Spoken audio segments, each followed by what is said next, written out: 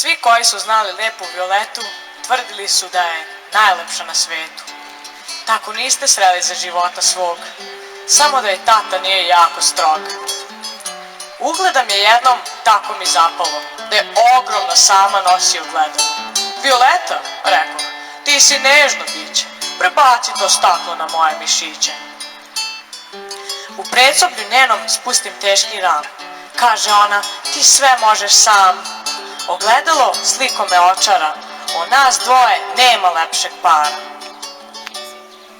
Oglasi se naglo zvono iznad vrata, šapnu ona, oh, to je moj tata. Zatili čas dok trepne tokom, iskoči kroz prozor kratkim skokom.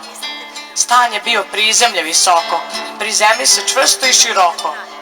Još je čitav, čujem neke žene, mrmljam, to nije ništa za mene.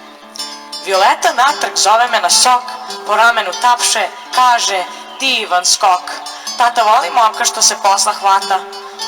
Da, kaže tata, molim te ko brata, da drugi put, sinko, izađeš na vrata.